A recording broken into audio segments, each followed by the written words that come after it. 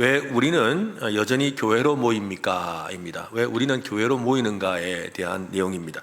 여러분 혹시 최근에 교회에 왜 갑니까? 교회 왜 가세요? 라는 말 들어보신 적이 있습니까? 생각보다 이 질문을 던지는 사람들이 참 많습니다. 교회에 다니는 사람들조차도 당신 요즘 교회 왜 갑니까? 라는 말을 하죠. 뭐 주일에 간다고도 그러기도 하고 주중에 간다고 그러기도 하고 뭐 바쁜데 그냥 유튜브로 예배하시지 뭘 그래요? 라고 하는 분들도 계시지요.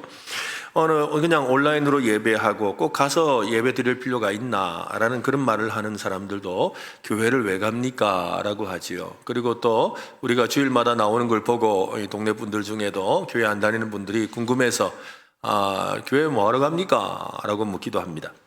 한 청년이 저에게 이렇게 말을 했습니다. 목사님, 저는 교회를 사랑합니다. 그런데 요즘은 그 사랑이 참 피곤하게 느껴집니다.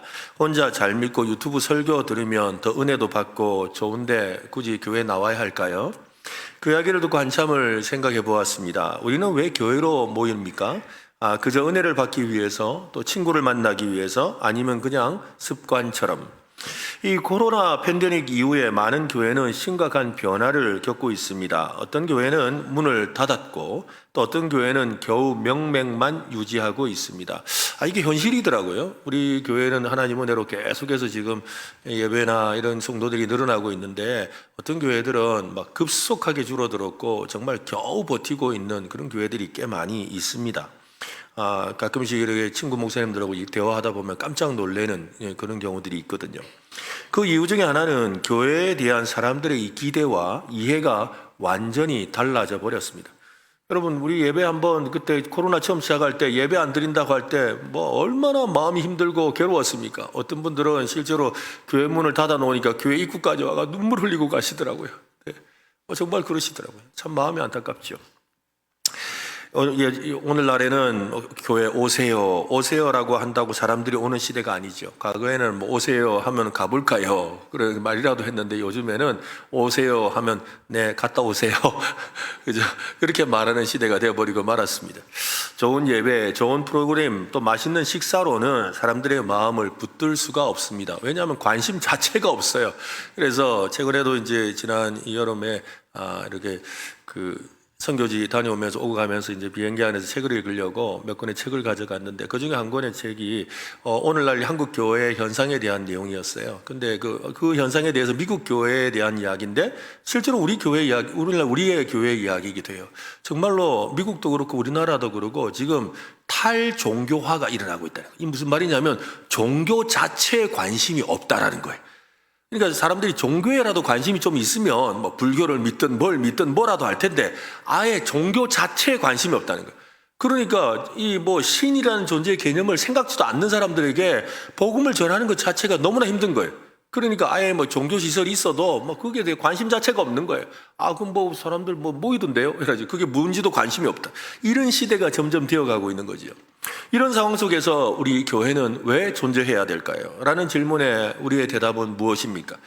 예배를 드리려고 또 복음을 전하려고 하나님을 사랑하고 이웃을 사랑하기 위해서 어쩌면 우리들만의 그런 이 소리일지도 모른다는 겁니다. 대부분 이런 답을 우리는 떠올리지만 틀리지 않은 대답입니다. 그런데 여기에 중요한 시선 하나가 빠져 있습니다. 그것은 하나님께서 왜 교회를 지금도 세우고 계시는가이죠. 그죠? 하나님께서 2000년 전에 교회를 세우시고, 정확하게는 광야교회라는 표현도 쓰니까, 하나님께서 이 아브라함을 통해서, 더 앞서가면 창세기에서 아담과 하와를 통하여, 하나님께서 교회를 세우신 그 교회가 왜 오늘날에도 계속해서 존재하는가에 대한 문제입니다. 하나님은 왜 이 땅에 교회를 세우시는가? 우리는 그 어느 때보다도 교회의 존재 이유를 묻는 시대에 살고 있습니다. 사람들은 이전처럼 예배를 의무감으로 드리지 않습니다. 아까도 말씀드렸지만 좀 바쁘면 그냥 뭐 가다가 유튜브 보겠습니다 이라고 한다고요. 그죠? 그전에는 막 안 그랬거든요. 그죠? 길을 쓰고 죄송한데 예배 드리고 출발하겠습니다 이러든지, 아니면 도저히 안 되면 그죠? 그 가까운 교회 가서 내가 예배 드리고 주보 가져오겠습니다 이랬단 말이에요. 이분들 표정들은 안 했다는 표정 같은데. 그죠? 대체로 그렇지 않습니까? 그죠? 가까운 교회 가서 예배 드렸다고 주보 들고 와가지고 목사님 지난주에 내 여기 예배 드렸습니다 하고 주보 갖고 오고 그랬단 말이에요. 안 했습니까 여러분들은? 했죠? 예, 그랬던 시절이 있었단 말이에요. 그런데 요즘은 어떻게 해요? 근데 저도 그러고 여러분도 그러고, 아, 예, 유튜브 보세요. 이러고 만다, 이 말이에요, 지금. 이런 시대가 되어버렸다는 거죠.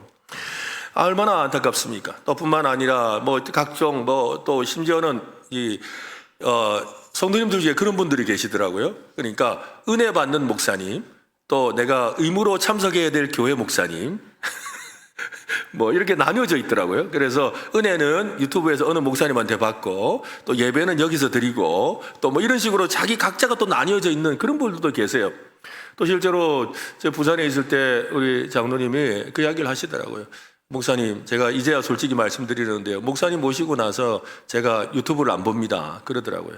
그전에는 예배 드리러 오면서 다른 목사님 설교 하나 듣고 와서 예배 드리고 그리고 돌아가면서 또 다른 목사님 설교를 들었대요.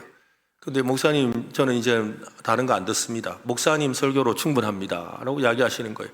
참 고맙고 감사한 이야기죠. 그러나 그것이 여러분, 우리의 모두의 진정한 고백은 아닐 수 있죠. 어떤 면에 있어서 우리 각자가 다 생각하는 그런 다양한 시대를 살고 있어요. 여전히 우리는 교회로 모인다는 사실은 전통을 지키기 위한 습관이나 하나님의 뜻 안에 담긴 깊은 목적이 무엇인지를 모른 채 그냥 살아오는, 또 그냥 교회 다니는 경우들이 많다라는 것입니다. 최근에 어떤 목사님과 대화를 나눴는데요. 우리는 교회를 확장하는데 열심이지만 하나님의 선교에 대해서는 우리가 너무나 무관심했습니다 라는 말씀을 하더라고요. 그 말이 맞아요, 여러분. 이 교회의 가장 중요한 목적은 선교에 있습니다. 한번 따라할까요? 선교에 있다. 이 선교라는 개념을 생각하면 우리가 지금 외국에 누굴 보내야 된다고 생각하는데 그런 개념이 아니라 지금 제가 말씀드리는 의미는 선교라는 말은 선교는 이퀄 보내다입니다. 따라합시다. 보내다. 그러니까 이 미션이 뭐예요? 사명을 가지고 어디를 보내는 거잖아요. 그죠? 그러니까 교회 보내다라는 말이 곧 선교라는 의미라는 거예요. 이해하시겠죠? 네, 그 맥락으로 우리가 생각하는 겁니다. 교회는 예배당 건물을 멋지게 짓고 프로그램을 다양하게 마련하는데 그동안 우리는 많은 에너지를 써왔습니다. 그러나 정작 우리는 왜 존재해야 되는가라는 본질적인 질문에는 침묵하거나 어쩌면 잊어버리고 있다는 것을 다시 한번 깨달을 필요가 있는 것이지요. 여러분 혹시 미시오 데이라는 말을 들어보신 적이 있습니까? 미시오 데이라는 이 말 뜻은요, 하나님의 선교입니다. 미시오가 미션이거든요. 미션. 그리고 데이가 이 하나님이란 뜻이에요. 그러니까 하나님의 선교. 해볼까요? 하나님의 선교. 우리가 선교를 이해할 때 아주 제일 중요한 원리가 바로 하나님의 선교라는 개념입니다. 우리에게 교회에 대해서 다시 정의하도록 만드는 중요한 원리입니다. 교회는 하나님의 선교를 위해 태어났고요. 하나님께서 이 땅을 구속하시고 회복하시려는 계획 속에 하나님께서 내 교회를 세우겠다고 하시고 예수 그리스도를 통하여 세우신 겁니다. 그러니까 교회가 선교를 만드는 것이 아니에요. 그러니까 교회가 선교를 만들어서 하는 게 아니에요. 하나님의 선교가 교회를 만든 거죠. 이게 중요해요. 그러니까 우리 교회도 선교해야 됩니다 하고는 교회가 선교 프로그램을 만드는 게 아니라 하나님의 선교하심이 교회를 세운 거예요. 이 순서를 정확하게 하는 거예요. 그러니까 우리 교회는 선교해야 됩니다가 아니고 교회가 어떻게 생겼다고요? 하나님의 선교 때문에 생긴 거죠. 우리 은혜로 교회도 마찬가지 아니에요? 과거에 선교사님이 오셔서 대구 지역에 복음을 전하고 그 복음을 들었던 사람들이 저 멀리 사울교회까지 가서 말씀 듣고 하다가 가까운 곳에 교회를 세우자 하고 선교사님들이 와서 돌봐주시니까 교회가 세워진 거 아닙니까? 선교가 교회를 세우는 거예요. 교회가 선교를 하는 게 아니라 이 순서를 우리가 정확하게 알아야 되는 거죠. 그래서 유명한 이 선교 실학자인 네슬리 니우비긴이라는 사람이 있습니다. 그분이 이 교회를 정의하기를 교회는 하나님 나라의 표지, 한번 따라합시다. 표지. 이 표지를 다른 말로 사인이 뭐예요? 광고판. 그리고 두 번째는 도구 해봅시다. 시작. 도구. 그리고 세 번째는요, 선취. 좀 어렵네요. 시작. 선취. 이 선취라고 했는데 이거는요, 선취란 말이 뭐냐면 현존한다 이 말입니다. 즉 무슨 말이냐면 이 교회는 하나님의 나라를 세상에 보여주는 사인판, 광고판. 하나님의 나라를 선전하는 사인판이고 광고판이고, 두 번째로는 하나님의 나라를 이 땅에 만들어가는 하나님의 도구라는 거예요. 그리고 교회는 또한 하나님의 나라가 어떠한지를 미리 맛보게 하는 선취라는 것입니다. 어려운 말인데 좀 이해가 되시죠, 이제? 그죠? 그러니까 교회란 하나님의 나라의 뭐라고요? 첫 번째는 표지판, 그죠? 광고판이라 이 말이에요. 하나님 나라는 이런 겁니다 하고 광고하는 거예요. 두 번째는 뭐라고요? 하나님의 나라를 이루어가는 도구고. 이쯤 되면 막 필기도 하던데 필기도 안 하시네요. 그죠? 다 머릿속에 잘 기억하세요. 세 번째는 하나님의 나라가 이 땅에 장차 임할 것에 대한 것을 미리 보여주는 선취라는 것입니다. 이게 교회의 아주 중요한 원리라는 것이지요. 교회는 하나님의 통치가 이 땅 가운데 실현되고 있다는 사실을 세상에 미리 보여주는 현장이라는 것입니다. 하지만 지금의 교회는 어떻습니까? 그저 종교 서비스를 제공하는 곳으로 전락해버리고 말았지요. 예배를 우리가 어떻게 해요? 예배 드리러 가서 예배 받는 것. 그죠? 예배를 통해서 뭘 받잖아요. 받으려고 하는 것. 프로그램, 교회의 여러 가지 프로그램들 보고서 이 교회는 이런 프로그램 좋다더라. 이 교회는 저런 프로그램이 좋다더라. 이 교회는 보니까 뭐 아이들을 어떻게 하더라. 이 교회는 보니까 뭐 제자 훈련이 잘하더라. 이 교회는 보니까 성가대를 잘하더라. 뭐 이러면서 그 어떤 프로그램을 소비하는 곳으로, 또 아니면 나의 영적인 어떤 만족을 채우는 공간으로 여기고 있습니다. 그 결과 교회는 세상에서 점점 힘을 잃어가죠. 왜? 목적을 상실했기 때문이죠. 그러니까 교회가 점점 세상으로부터 신뢰를 잃어가는 이유도 그 목적을 상실해버린 거예요. 교회의 원래의 의미, 아까 말씀드렸잖아요. 교회는 하나님 나라의 표지판이고, 교회는 하나님 나라의 도구고, 교회는 하나님 나라의 선취인데, 이 세 가지를 잃어버리니까 교회가 힘을 잃어버리는 거예요. 그런 상황에서 이 선교적 교회에 대해서, 이 하나님이 교회를 세우신 목적에 대한 의미를 우리가 바르게 깨닫는 것은 결국 교회의 본질을 회복하는 것이고, 하나님이 기뻐하시는 교회로 온전히 세워지는 길을 가는 것입니다. 그래서 이 오후 예배 시간에 우리가 함께 이걸 배우는 것을 통해서 때로는 조금 어려운 개념이긴 하지만 이 어려운 개념을 충분히 이해할 만한 또 오후 예배 오신 분들이잖아요. 그죠? 여러분은 모르지만 여러분 스스로가 실력이 있으세요. 아멘 좀 해주시면, 네, 그죠? 여러분이 실력이 있다니까. 옆 사람에게 한번 말하세요. 당신 실력이 있습니다. 네. 한 번 더 합시다. 알아듣고 있죠? 알아들을만 합니다. 그래 또 제가 하여튼 잘게 쪼개가지고 맛있게 해드릴 테니까 잘 들으세요. 네. 그래서 이 교회에 대한 바른 의미를 우리가 알면, 그죠? 선교에 대해서 알고, 뿐만 선교를 아는 것이 아니라 교회의 진짜 의미를 알고 하나님이 기뻐하시는 교회로 세워지는 거죠. 저는 우리 교회가 하나님이 기뻐하시는 교회가 되면 좋겠습니다. 그죠? 저는 뭐 부흥하는 교회, 뭐 어떤 교회가 아니라 저는 저 뒤에도 보시면 온전한 교회, 하나님이 계획하시고 하나님이 설계하신 온전한 교회가 되기를 원해요. 우리 교회가 그렇게 되었으면 좋겠습니다. 그렇게 되는 과정에 우리가 그러면 온전한 교회가 뭔지를 알아야 되잖아요. 그래서 우리가 함께 배우는 겁니다. 첫 번째로는 하나님의 선교와 교회의 정체성에 대해서 좀 생각해야 되는데요. 하나님은 처음부터 세상을 위해 계획을 가지고 계셨지요. 그냥 창조만 하시고는 야 알아서 잘 살아라 이러지 않으셨다는 거예요. 하나님은 창조하신 이래로 지금까지 한 번도 쉬지 않고 일하시잖아요. 그죠? 하나님은 자기 만드신 것에 대해서 너희끼리 알아서 해라 하지 않으셨어요.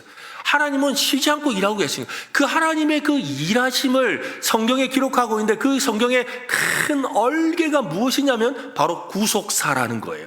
이 구속사라는 것은 하나님이 창조하시고 창조했음에도 불구하고 인간의 타락으로 인해서, 그죠? 어떻게 해요? 하나님께서 그 타락한 인간들을 구원하시기 위한 구원의 역사가 성경 속에 기록되어 있는 거예요. 그리고 요즘에 살펴보고 있는 요한계시록을 통해 하나님의 그 구속의 역사가 어떻게 완성되는지를 보여주는 거죠. 그러니까 하나님은 이 모든 역사 가운데 지금도 일하고 계십니다.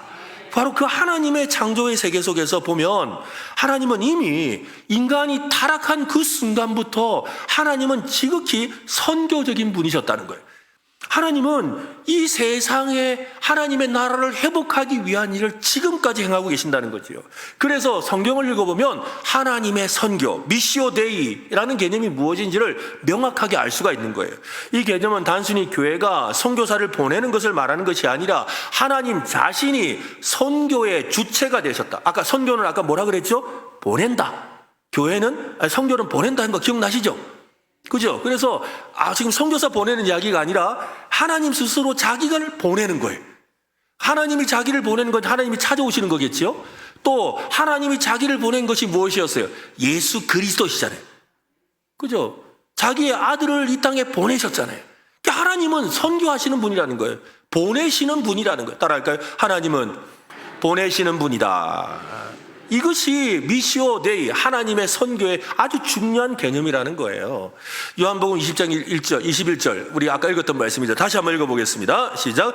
예수께서 또 이르시되 너희에게 평강이 있을지어다. 아버지께서 나를 보내신 것 같이 나도 너희를 보내노라. 그죠? 하나님께서, 아버지는 누구예요? 하나님. 하나님 아버지가 누구를 보냈어요?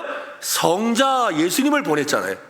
그죠? 성자 예수님이 이 땅에 오셨다는. 그리고 그 예수님은 지금 누구를 보낸다 하세요? 너희 제자들을 보낸다는 거예요. 바로 저와 여러분을 보낸다는 말씀이지요. 이 말씀은 단순하게 예수님의 어떤 사명 선언을 말하는 것이 아닙니다.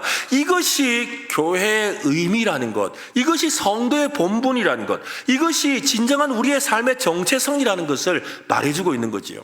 우리가 세상에 파송된 존재라는 사실이 성도의 정체성이고 교회의 본질입니다.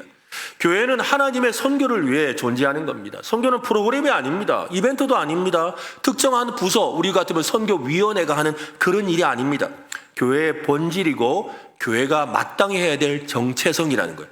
그러니까 교회는 선교하는 곳이다. 선교 안 하면 교회 아니다, 이 말인 거예요. 그냥 좀 더 쉽게 표현하면, 교회의 정체성을 잊어버릴 때 어떤 일이 생길까요? 어떤 신학자는 말합니다. 교회는 존재론적으로 선교적이다. 즉 선교하지 않는 교회는 교회가 아니다 라고 말하는 거지요. 그저 건물에 불과한 곳, 건물, 교회, 당일 뿐이죠. 프로그램이 많고 예배는 화려한데 세상을 향한 사랑과 복음의 열정이 없다면 그 교회는 이미 교회로서의 기능을 하고 있는 것이 아니라는 거예요.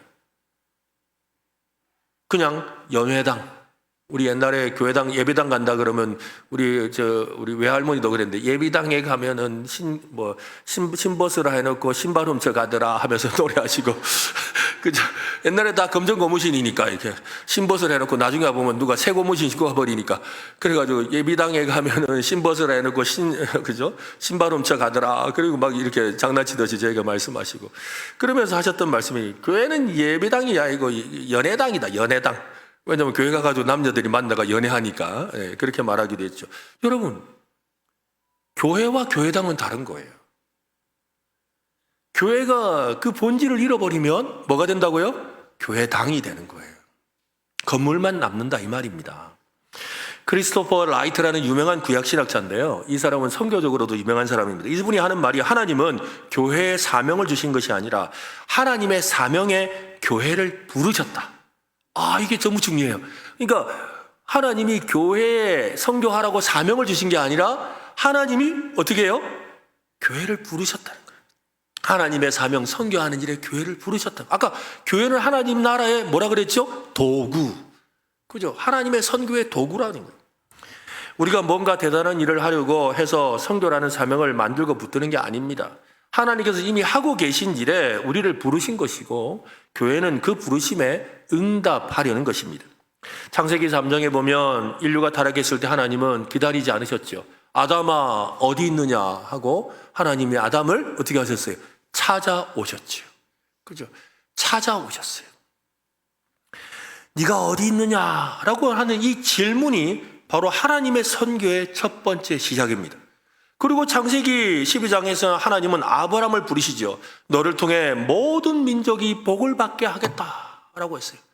그래서 복을 받게 하겠다라고 하면서 아담으로 하여금 하나님을 섬기지 않는, 아무도 하나님을 섬기지 않는 그 가나안 땅이라는 곳에 가게 하셨어요. 그리고 그 가나안 땅에 가서 그가 한 첫 번째 일이 뭘까요? 온 동네를 돌아다니며 예배하는 일이었어요. 그는 가는 곳마다 제단을 쌓았어요. 아무도 예배하지 않는 그곳에서 주를 예배하리라. 아무도 주를 찾지 않는 그곳에서 주를 예배하리라. 그게 아브라함의 삶이었어요. 그래서 언젠가 한번 그 OM 선교회 그 회에서 설교를 좀 부탁을 하더라고요. 가서 그 설교를 하면서 아브라함에 대해서 이야기하면서 이 아브라함을 미셔널 노마드라고 제가 이름을 붙였어요. 어떤 분의 그 설명을 듣고 한 말이긴 합니다만, 미셔널 노마드. 노마드는요, 유랑자, 방랑자, 나그네라는 뜻이에요. 선교적 나그네. 그러니까 그는 지금 가나안 땅에 거류민이 아니라 나그네로 살았잖아요. 그죠? 그의 평생에 땅 한 평 없었잖아요. 나중에 자기 아내를 위한 막벨라 굴 정도밖에 없었어요. 그런데 그 삶을 살아가면서 그는 곳곳에서 예배하며 하나님을 찬양하는 일을 한 거예요. 우리가 어디에 있든지 하나님을 예배하는 삶을 살아야 돼요. 그래서 아까 여러분 모이는 예배, 흩어지는 예배 아까 찬양 불렀지요. 이거 왜 자꾸 불렀냐면 이거 이번 선교적 교회론의 주제곡이에요. 그래서 매주마다 이 노래 부를 겁니다, 여러분. 그러니까 열심히 부르세요. 그래서 이 선교적 교회라는 것은 바로 하나님의 일하심이 성경 곳곳에 배어 있다는 것을 우리가 알 수가 있습니다. 아브라함에게서 시작되어 이스라엘로 이어지고, 그죠? 하나님이 이스라엘 통해서 뭐예요? 온 백성, 세상 모든 민족의 제사장의 나라가 되게 하시잖아요. 그리고 또 예수 그리스도를 통하여 세상 모든 민족이 구원을 얻을 수 있는 길을 열어주시고, 그리고 너희는 가서 모든 족속으로 제자를 삼아. 그래서 너희는 가라고 말씀하시죠. 예루살렘과 온 유대와 사마리아와 땅끝까지 이르러 가서 보내시는 거예요. 이것이 주님께서 우리에게 말씀하고자 하는 것이죠. 그러니까 교회는 하나님의 선교 교회의 산물이죠. 교회가 선교를 하는 것이 아니라 교회는 처음부터 선교 때문에 생겨난 곳이라는 겁니다. 하나님이 세상을 사랑하시기 때문에 교회는 그 사랑을 전달하기 위해 이 땅에 세워졌습니다. 아버지께서 나를 보내신 것 같이 나도 너희를 보내노라. 예수님은 아버지의 보내심을 받아 세상에 오셨습니다. 그 보내심은 사랑의 파송이었습니다. 십자가의 사랑, 부활의 능력을 세상에 전하기 위한 보내심이었습니다. 예수님은 그 같은 방식으로 지금도 우리를 보내시는 거죠. 교회를 보내고 계세요. 우리 교회는 과연 보냄을 받은 공동체라는 이 정체성을 얼마나 붙들고 있을까요? 예배당 안에서 열심히 모이고 친교하고 프로그램을 돌리는데 익숙하지는 않습니까? 세상 속으로 나아가서 하나님 나라의 그 증인이 되는 데는 익숙하지 못한 것은 아닐까요? 선교는 선교사들이 하는 일이라고 생각하지는 않습니까? 성경은 그렇게 말하지 않습니다. 모든 교회는, 모든 성도는 파송을 받는 선교사입니다. 한번 따라 할까요? 나는 선교사다. 가정 선교사. 한번 해볼까요? 나는 가정 선교사다. 한 번 더 합시다. 나는 직장 선교사다. 그죠? 나는, 한 번 더 합시다. 나는 학교 선교사다. 학생들은 학교 가야 되니까. 네. 여러분, 내가 어느 곳에 있든지 나는 무엇이다? 선교사다. 이 말이에요. 다시 합시다. 나는 선교사다. 그렇습니다. 하나님은 보내시는 분이세요. 그 보내심은 삼위일체 하나님 안에서도 분명하게 드러납니다. 혹시 자막이 있습니까? 이 성부 하나님은 이 성자를 아까 보내셨다 그랬어요. 그죠? 또 성자는 성령님을 보내죠. 내가 가면 누가 오신다? 성령님이 보혜사 성령님이 오신다. 그가 오시면 라고 하면서 성령님을 보내시겠다 하셨어요. 그리고 그 성령님은 교회를 세우셔서 오직 성령이 너희에게 임하시면 너희가 권능을 받고 예루살렘과 온 유대와 사마리아와 땅끝까지 이르러. 땅끝까지 이르라는 말이 무슨 말이에요? 가라 이 말이잖아요. 그러니까 성령님이 우리를, 교회를 세상으로 보내십니다. 교회는 이 흐름 안에서 있어야 합니다. 우리가 교회를 유지하는데 집중하면 결국 자기 중심적 종교 집단으로 전락합니다. 사실 이제 우리 교회도 이제 고칠 일이 난감해요. 왜냐하면 이 건물 지은 지가 40년이 넘어갔으니까 다행히 우리가 지금 경산이 있어서 그만하지요. 제가 부산에 있을 때도 똑같은 연수거든요. 예배당이 부산에 있는 교회도 똑같은 연수예요. 똑같은 지금 연수인데 여러분, 이 대도시에서는 이게 이제 건물 안전 진단이 들어와요. 그래가지고 막 알아서 이렇게 검사해가지고는 막 이거 문제 있다 저거 문제 고치는데 돈이 얼마나 드는지 몰라요. 교회 고치기 바빠가지고 교회 예배당 고치기 바빠가지고 선교할 틈도 없어요. 앞으로 우리도 그래야 될 가능성이 많아요. 다행히 잘 지어놔서 지금 아직까지 잘 버티는데 이거 얼마 갈지 몰라요. 여러분, 교회의 당을 지켜야 됩니까? 교회를 지켜야 합니까? 뭘 지켜야 돼요? 교회를 지켜야 돼요. 교회는 어떻게 지켜요? 건물을 수리한다고 지켜집니까? 아까 교회의 본질이 뭐라 그랬어요? 선교하는 거예요. 교회의 본질을 지켜야 교회가 세워지는 거예요. 이 중요한 원리를 여러분 기억하셔야 돼요. 그렇다고 예배당 고치지 말자 이 말 아닙니다, 여러분. 그 말이 아니라 우리가 진짜 중요하게 생각해야 되는 거, 그게 뭔지를 생각해야 된다는 거죠. 여러분, 우리는 누구라 그랬습니까? 보냄을 받은 자들입니다. 하나님 나라의 증거가 되라고 이 땅에 심어진 사람들입니다. 우리는 교회로 모일까요? 왜 우리가 교회로 모일까요? 보내심을 받은 존재라는 우리의 정체성을 우리는 매주 예배 때마다 공동체 안에서 다시 붙들기 위해서 모이는 겁니다. 왜 우리가 모이느냐면 따라합시다. 잘 흩어지기 위하여. 다시 한 번 더. 잘 보냄받기 위하여. 사실 이 교회를 이해하기 위해서는요, 교회를 우리가 흔히들 그 하나님께서 부르신 사람들의 모임이라 그러잖아요. 그죠? 그래서 에클레시아라고 합니다. 이 에클레시아라는 말을 정확하게 이해하려면 어떤 의미냐면 이런 거예요. 어떤 이 베트남전, 우리 옛날에 베트남전이 있던, 저는 가보진 않았습니다만, 베트남전에 있는 부대가 있어요. 근데 부대가 있는데 그 부대가 주 임무가 있죠. 임무가 있는데 이분들이 여기에서 부대에 주둔을 합니다. 주둔에 가만히 있는 게 아니죠. 이들은 임무를 받고 어떻게 해요? 전투지로 나갑니다. 전투에 가서 막 싸우다가 다시 어떻게 해요? 그 목적을 다하고 나면 다시 자기 부대로 오잖아요. 주둔지로 와요. 이 주둔지로 와서 어떻게 해요? 정비도 하고 탄창도 갈고 목욕도 하고 밥도 먹고 못 먹었던 거 다 먹고 임무 부여를 다시 받아서 또 어떻게 해요? 또 가요. 즉 예배라는 것, 오늘 우리가 이 주일날 이렇게 아침부터 이 시간까지 예배 드리는 이유는 무엇이냐면 오늘 이 예배를 통해 한 주간 우리가 세상에서 어떤 임무와 어떤 사명을 가지고 살아가야 될지를 배우고 우리의 영적으로 우리의 영혼이 다시 재무장되어서 싸울 수 있는 군사가 되어서 세상으로 나가려고 하는 것이에요. 이것이 오늘 우리가 이 자리에 모여 있는 이유인 거예요. 그것이 예배하는 목적이라는 거죠. 그 예배를 위해 오늘 우리가 이곳에 있는 거예요. 그래서 예배는 도착점이 아니라 우리의 신앙의 출발점이고 우리의 삶의 출발점이 되는 거예요. 그래서 여러분, 예배에 보시면 예배의 제일 마지막 순서가 뭐죠? 제일 마지막 순서 축도. 그죠? 축도를 하는 이유가 뭐냐면 세상으로 나아가는 여러분에게 축복하는 거예요.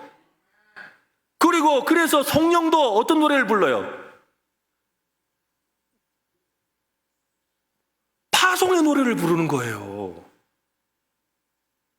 왜? 앞으로 지금 이제 세상으로 나아가는 사람에게 힘과 용기를 가지고 담대함을 가지고 나아가라고 파송의 노래를 부르는 거예요.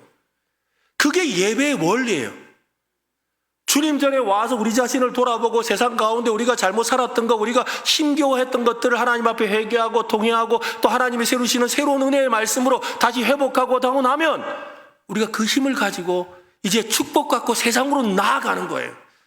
세상으로 나아간다는 말이 뭐예요? 선교잖아요. 보냄을 받는 거예요. 예배의 목적은, 예배의 결론은 바로 세상으로 나아가는 데 있는 거예요. 이것이 예배학이에요. 이게 예배의 모범이에요. 그러니까 여러분, 아까 우리 오늘도 예배 끝나고 나면 가서 제자 삼으라 부르는 이유가 다 그게 있는 거예요. 그게 예배의 원리라는 거예요. 예배의 원리. 교회는 그렇게 세워졌고 그렇게 운영되어야 한다는 것을 우리에게 말해주는 것이죠. 교회로 모이는 이유는 결국 세상으로 나아가기 위함입니다.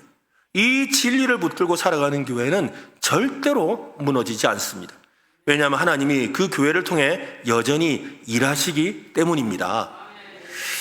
여러분은 교회라고 하면 어떤 그림이 떠오릅니까? 어린 시절 이 교회라는 곳은 늘 정갈하고 또 거룩해 보였습니다. 흰 벽에 또 십자가에 또 빨간 의자 또 성가대 가운 그리고 커다란 종탑 주일 아침마다 깔끔한 옷을 입고 정해진 시간에 가야 하는 그런 장소였죠.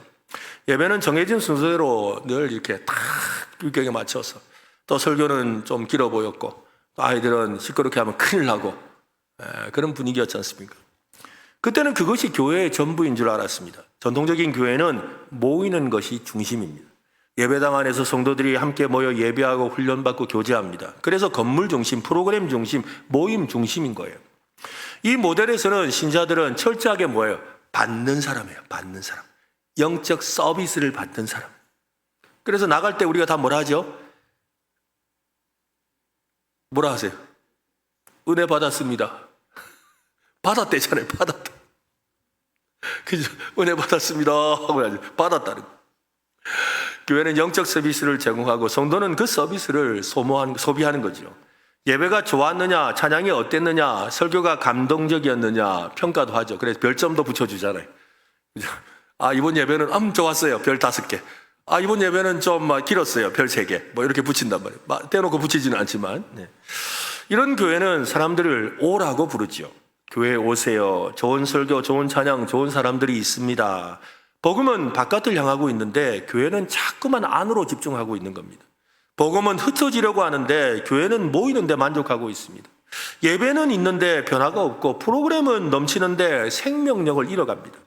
예배는 끝났지만 삶에서 복음은 시작되지 않는 거지요.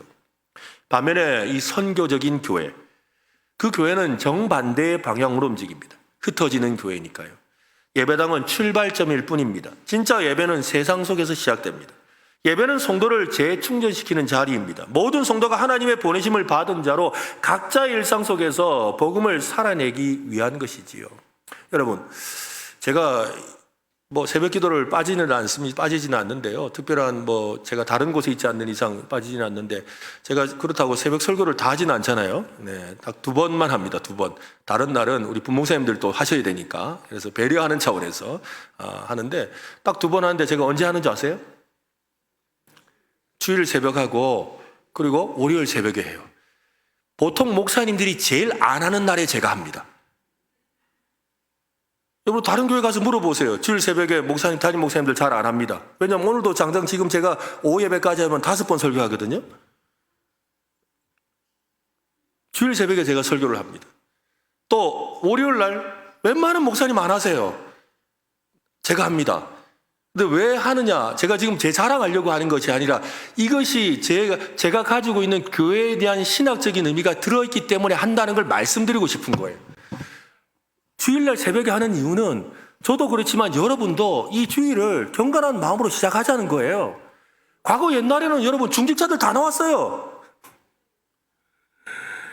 예? 집사님, 권사님, 장로님들 주일 새벽에 다 앉아 있었어요. 제가 아멘 하지 마세요. 너무 부담되니까.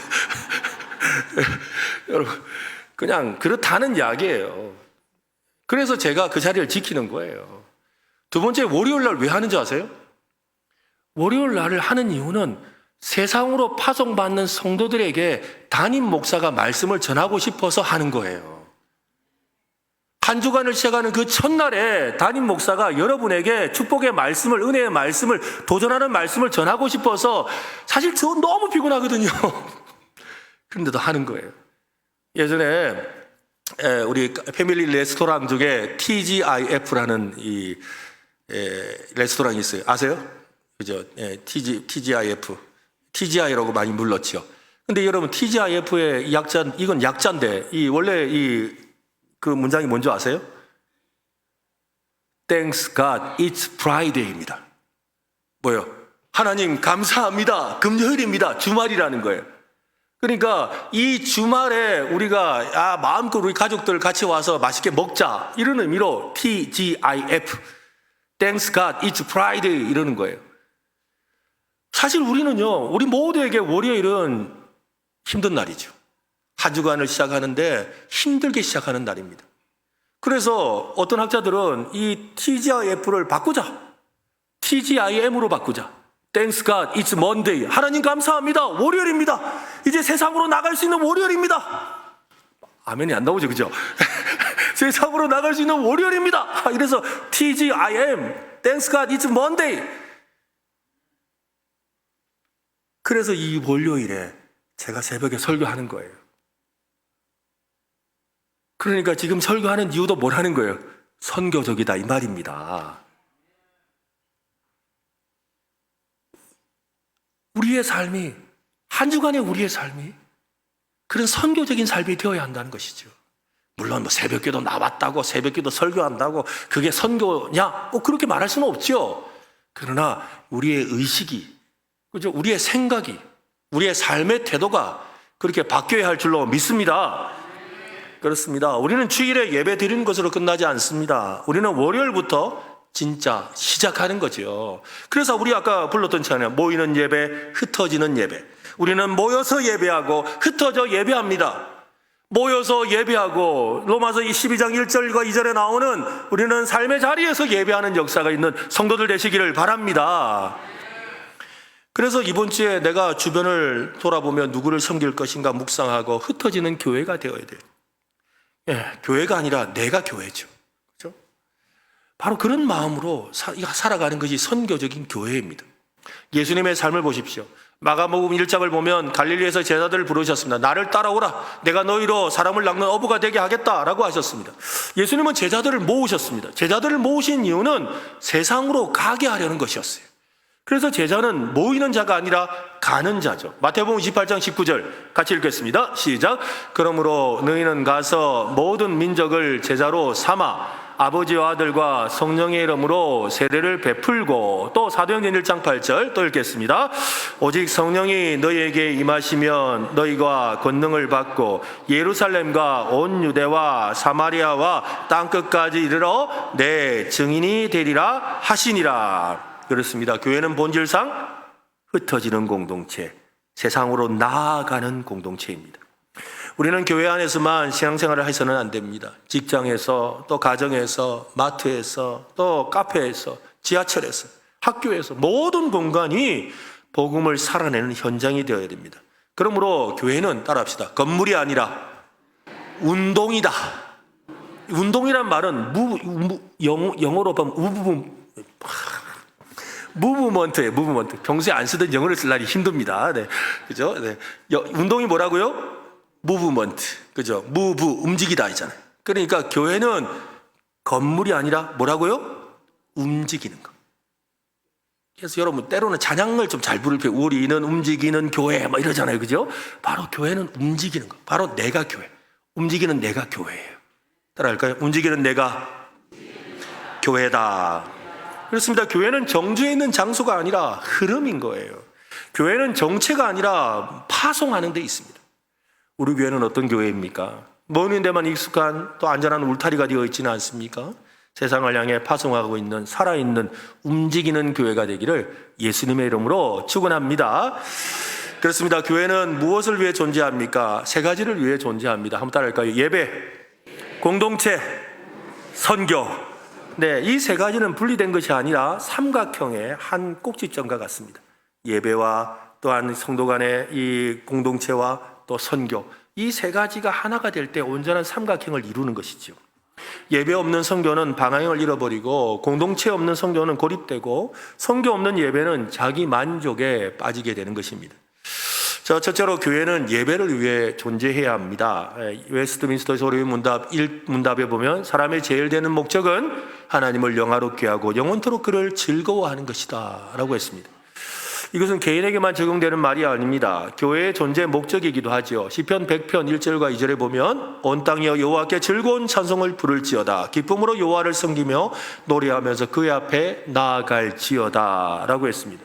예배는 교회가 존재하는 이유이고 복음을 삶으로 살아내는 시작점입니다. 그러므로 우리는 이곳에서 예배를 온전하게 드려야 돼요. 제대로 드려야 합니다. 하나님을 진정으로 만나야 합니다. 이곳에서 통치하신 하나님을 세상에 보여주어야 합니다. 우리가 진정으로 예배할 때 이 땅이 하나님의 거룩한 땅으로 바뀌는 줄로 믿습니다. 그죠? 아까 그랬잖아요. 교회는 하나님의 나라를 보여주는 사인이고, 그죠? 또 하나님의 나라를 세상에 확장해가는 도구고, 또 하나님의 장차 임할 나라를 미리 보여주는 선취라고 그랬잖아요. 그리고 오늘 우리가 이곳에서 예배함으로 말미암아 우리가 찬송, 거기서 우리 영원히 주님의 은혜로 해처럼 밝게 살면서 뭐 한다고요? 주 찬양하리라. 거기서 영원히 하게 될 그 찬양을 오늘 이곳에서 하는 거예요. 그래서 세상에 보여주는 거예요. 세상에 보여주는 거예요. 그것이 교회의 예배예요. 두 번째로 교회는 공동체를 위해 존재하지요. 교회는 개인적인 신앙생활을 넘어서 함께 살아가는 공동체입니다. 고린도전서 12장 27절 읽겠습니다. 너희는 그리스도의 몸이요 지체의 각 부분이라. 우리는 서로 다른 지체로서 함께 그리스도의 몸을 이루고 있습니다. 공동체는 아까 말씀드린 대로 친목 모임이 아닙니다. 서로를 세우고 서로를 섬기고 함께하는. 따라합시다. 우리가 옆 사람 보고 해야 돼요. 남이가 한 번 더 합시다. 우리는 생사를 같이 하는 전우입니다. 그 옛날에 그런 노래 있지 않았어요? 이렇게 전우의 시체를 넘고 앞으로 하면서 우리는 전우다 이라는 것처럼 여러분 우리는 전우예요, 전우. 그러니까 여러분 사실 제가 군대에 있을 때 저희 이야기 별로 그런데 하여튼 저희 군대에 있을 때 저희 부대 상사인 인사계 상사가 있었는데 그 상사님이 자기가 월남전 참전을 했다더라고요. 그러면서 저에게 이야기를 해주는데 참전 용사들이 가서 막 전쟁하면 우리가 영화를 너무 많이 봤기 때문에 막 이렇게 총을 쏜다고 생각하잖아요. 근데 이분이 전쟁에 참여해서 하셨던 말이 뭐냐면 아무도 그렇게 총 안 쏜대요. 다 어떻게 쏘느냐? 이러고 쏜대. 절대 고개 안 든대. 고개 들었다가 죽으니까. 고개 절대 안 들고 다 우리 용감하게 이렇게 싸우는 사람 아무도 없대. 전부 다 이러고 숨어가 이렇게 쏜대. 그러다가 한 명 자기 옆에 전우가 총에 맞으면 그때부터 그분 표현이 그래요. 눈이 뒤집어진대요. 그 전까지는 내가 살겠다고 숨어 있었는데 옆에 한 사람이 딱 총 맞는 걸 보면 그때부터 제정신이 아니래요. 먼저는 내가 살아야 되겠다 싶기도 하고 또 옆에 있는 전우가 옆에서 이렇게 당하는 걸 보고는 그때부터 정신을 차리고 쏜대요. 전우회라는 게 그런 거라는 거예요. 오늘 우리는 어떻습니까? 옆에 있는 지체가 힘들어할 때 우리는 어떤 마음이죠? 한 번 더 옆 사람에게 말해볼까요? 당신은 내 전우야. 전우끼리 싸우면 어떻게 돼요? 큰일 나는 거예요, 여러분. 그러므로 우리는 예수님의 말씀을 늘 기억해야 합니다. 요한복음 13장에 보면 새 계명을 너희에게 주노니 서로 사랑하라. 내가 너희를 사랑한 것 같이 너희도 서로 사랑하라. 너희가 서로 사랑하면 이로써 모든 사람이 너희가 내 제자인 줄 알리라. 세 번째로 교회는 선교를 위해 존재합니다. 예수님께서 마지막으로 제자들에게 남기신 말씀은 모든 족속으로 제자를 삼으라 하셨지요. 이 말씀은 목회자나 선교사에게만 주어진 명령이 아닙니다. 열심히 신앙생활 하라는 말도 아닙니다. 세상을 향해 나아가라는 명령입니다. 복음은 교회 안에서만 살아있는 것이 아니라 교회를 통해 세상으로 퍼져가야 합니다. 모든 성도, 모든 교회의 정체성이 바로 보냄을 받았다입니다. 오늘 여러분을 파송합니다. 그래서 선교적인 교회는 어떤 교회인가요? 세상으로 파송하는 교회. 세상으로 보냄받은 성도들의 삶을 살게 하는 교회가 선교적인 교회입니다. 어떤 교회는 말합니다. 우리 교회는 작아서 선교는 못해요. 그러나 하나님은 크기보다 정체성을 보신다는 거예요. 예배가 살아있고 공동체가 진실하고 삶의 자리에서 복음을 드리는 교회라면 그 교회는 이미 하나님의 선교에 동참하는 그런 교회입니다. 한번 우리 자막이 나올 것 같은데요. 같이 한번 크게 한번 읽어볼까요? 시작. 우리는 예배하는 공동체입니다. 서로를 세우는 공동체입니다. 세상 속으로 나아가는 공동체입니다. 그 교회가 우리 교회입니다. 그래서 오늘도 주님께서 우리를 이제 너희가 가라 라고 하실 때 세상으로 나아가서 주 예수 그리스도의 복음을 전하는 선교적인 삶을 살아가시기를 예수님의 이름으로 축원합니다.